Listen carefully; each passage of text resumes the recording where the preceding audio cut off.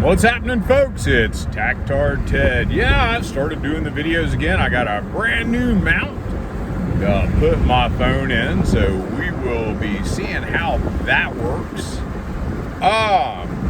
So what's there to talk about? Well, there's always Ukraine, but for a little bit, let's delve into Nancy Pelosi. Yes, Nancy Pelosi, that mummified old witch who sits as Speaker of the House.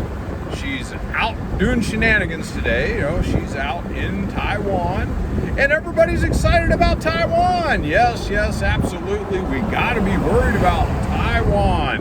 Yes, the sovereignty of Taiwan. Taiwan's borders, they're absolutely fantastic. We need to protect the Taiwanese people. Yet, we don't seem to be too bothered about our own southern border. We don't seem to be worried about our own sovereignty. In fact, we don't seem to be much worried about ourselves. We'd much rather piss, I think latest counts like about $80 billion into a shithole known as Ukraine. We're very interested in doing that, but Nancy Pelosi, she's got nothing better to do than to get on a plane, go to Taiwan, and get the Chinese communists all pissed off. Now, here's my issue. We had the Wuhan School of Virology fucking released a fucking disease that killed a shitload of Americans. And we didn't do a fucking thing about it. In fact, we made the Chinese rich. We bought fucking masks from China. We bought tons and tons and tons of PPE from China. Oh no, China got rich over it, and the prices went up. Thermometers from China, because we don't make this stuff anymore. And the Chinese made buku bucks while we paid out the ass for a virus that they started and they released. We didn't get excited with China on that. We didn't do anything to China on that. But the island of Taiwan, oh, no. We need to get upset with China. We need to have a demonstration with China. Really? And do you remember how upset everybody was when Donald Trump was referring to it as the China virus and wanting to hold China accountable? That virus ended up in the deaths of a lot of Americans. And we didn't do shit about it. But boy, Taiwan, hey man, we got to send Nancy Pelosi, and she's got to go over there and she's got to get them all upset and pissed in their Cheerios. Now, you would think that I would probably think that Nancy Pelosi going over there and pissing in their Cheerios is probably a good thing because of Wuhan. Well, you might think that, but then again, you might be able to see the handwriting on the wall. We have a president right now who's just absolutely senile, diseased, dementia-ridden. And if we go to war, that's the fellow who's going to be calling the shots. And let's just say we do happen to remove him, we've got Vice President Cackle. Vice President Cackle, unless she's going to throw herself under President Xi and start gyrating, I don't think she's got anything that's going to help solve the situation. No, I think we're just in a really bad situation. And let's just remove the political class for a moment, and let's talk about the military class. Yes, the Pentagon. Yes, the Pentagon. I will tell you, we got some of the best trained troops in the world. We have some of the best trained troops in the world. We've got great junior officers, some of them. We have really great enlisted men. We have really great NCOs. But what we have is we have a Pentagon that is bullshit. It is bullshit. After 20 years, they could not manage to win a war against goat herders in Afghanistan. And then they let Bumbles Biden, they let him botch the withdrawal. They allowed it to happen. Look, guys, we've got General Miley, whatever the hell his name is. This guy is more worried about integrating different lifestyles into the military than he is about actually having a military that can win wars. That is a problem.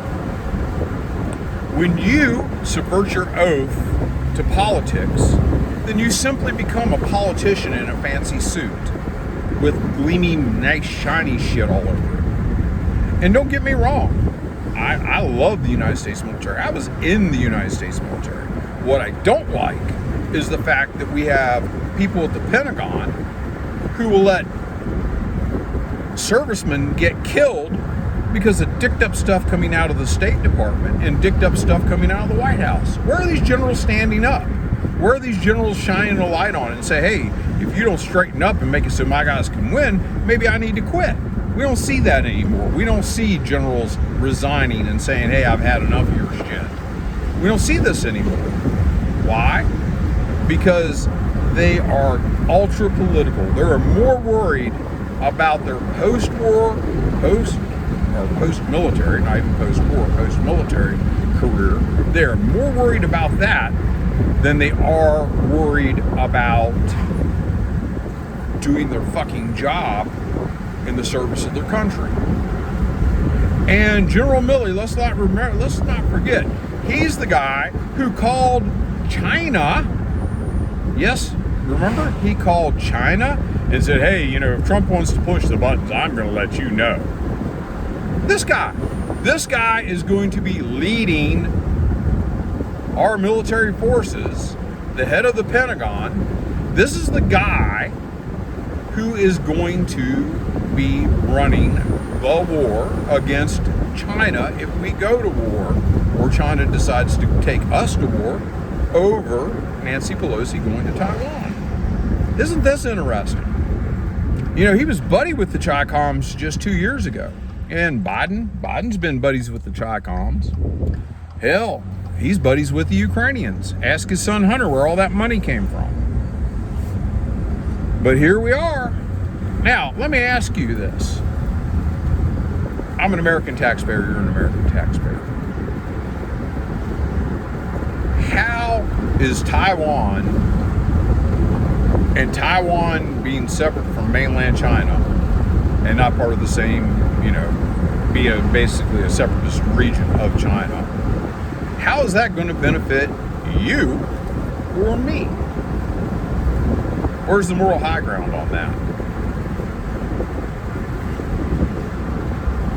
So how many servicemen are you willing to risk for this? Seriously.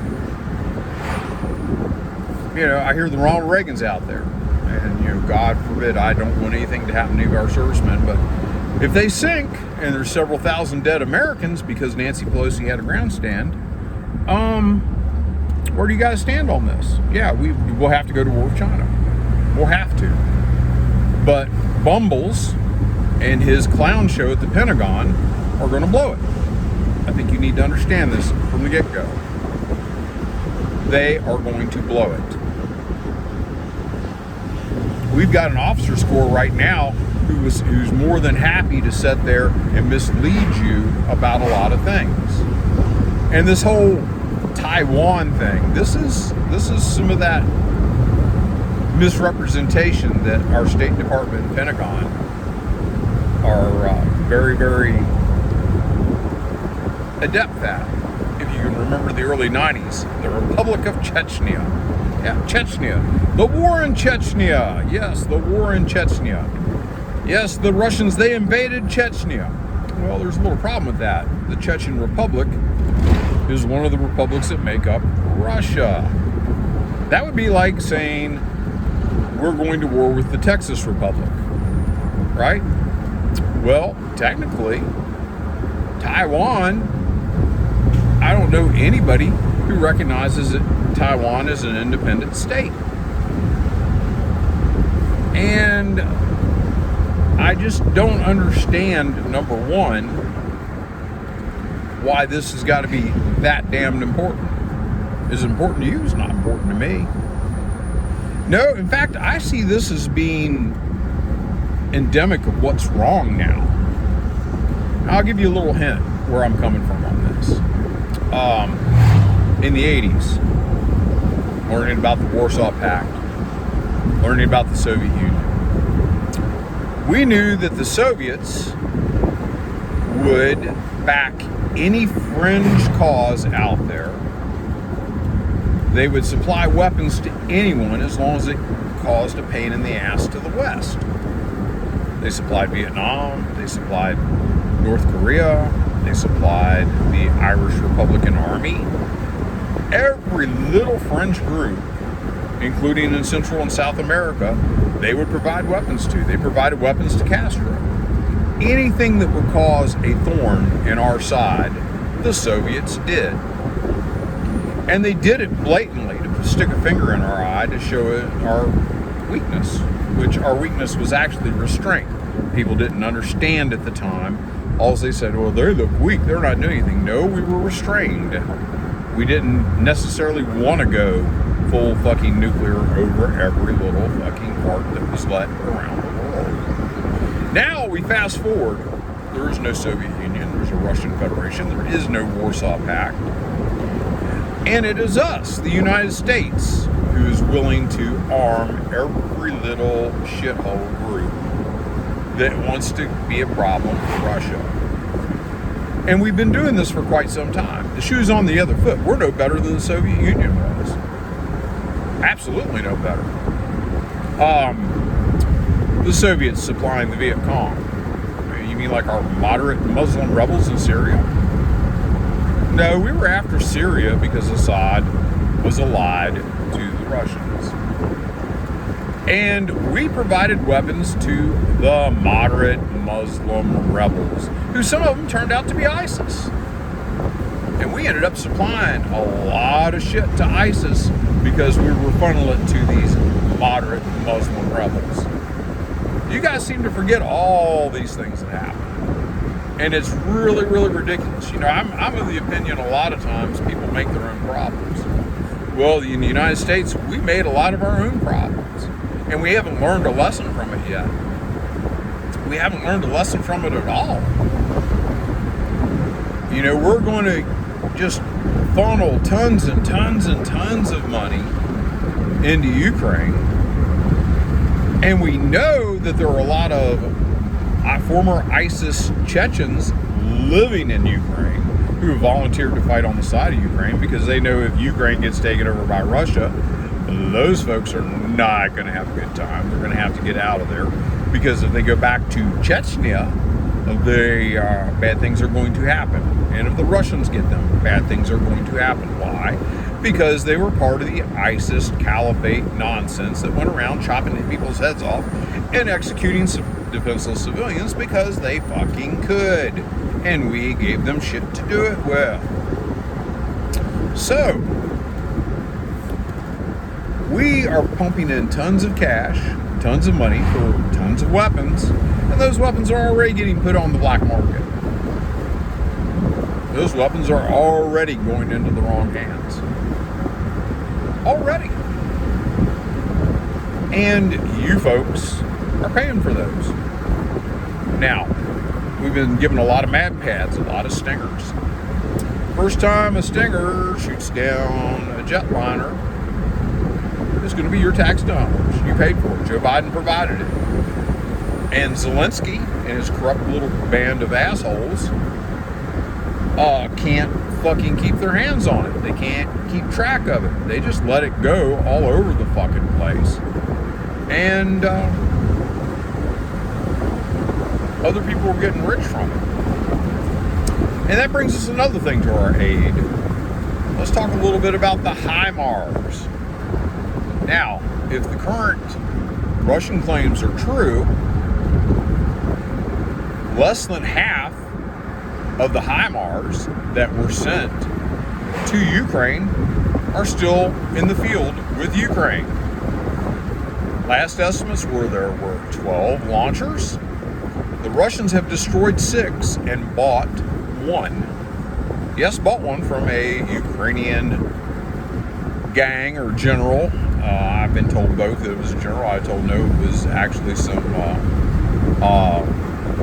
Ukrainian mafia guys that got the damn thing. But they sold it to Russia along with missiles. Bargain basement, less than $1 million for the whole system and several missiles. And I'm sure the Russians right now are taking that thing apart and finding out all the weaknesses, all the intricacies of the HIMARS, which is one of our more advanced systems, one that we still can deploy, that we still will deploy. It's not nearing the end of its life like the M777s were. And that's where your money's going, folks. Your money's going to people who you don't want to have the weapons. And that will bring us to another interesting thing. Now, I see a lot of people going up and down the road. A lot of guys with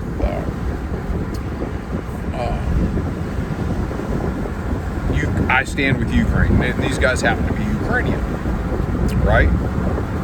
And they make a lot of comments about, fuck Russia, fuck this, Russians crazy, this, and I sit by and I hear from a lot of folks in different places, and I let it go.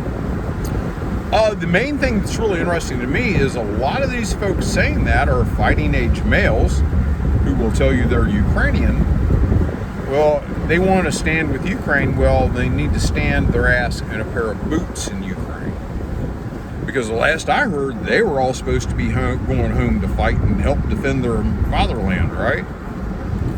Well, they don't think they need to do that. No, they'll be happy for America to step up and send more money. Yeah, you're a tax money guy. It ain't like you work for that. It isn't like you've got a lifelong stake in your country. No, you have to help pay for their country. Zelensky, in his latest interview, Americans need to sacrifice more. Really? Americans sacrificed in the American Revolution. Americans sacrificed in the American Civil War.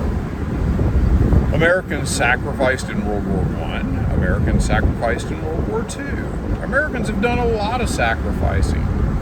Let's see some sacrifice on the behalf of Ukraine.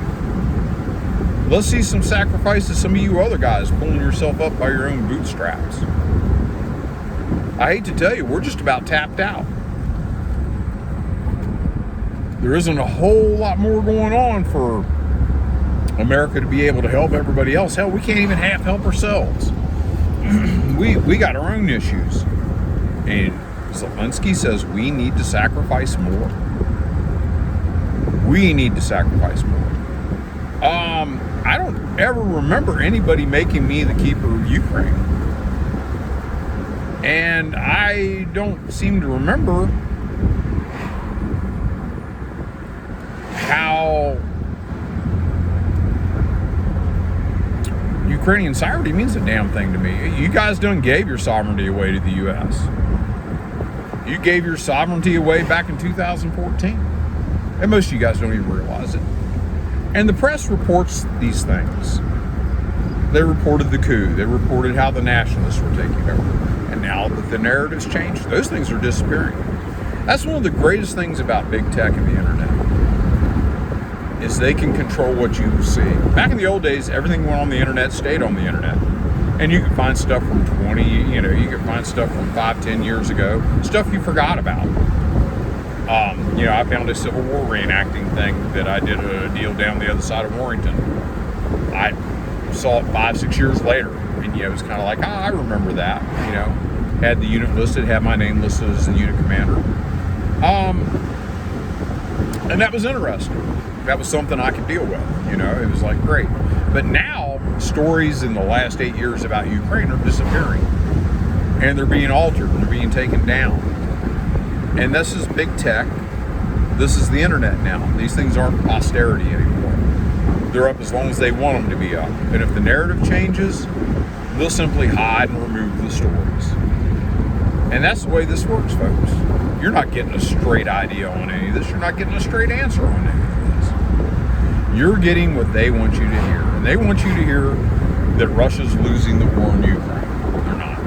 They want you to hear that somehow Nancy Pelosi is striking a blow for freedom in Taiwan.